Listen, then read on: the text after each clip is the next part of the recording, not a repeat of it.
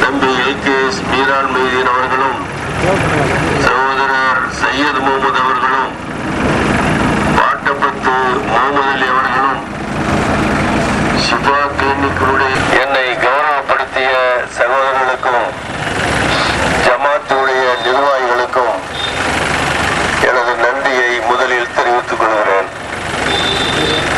தமிழகத்திலே புதன்கிழமை அன்றைய தினம் நடைபெறக்கூடிய தமிழக சட்ட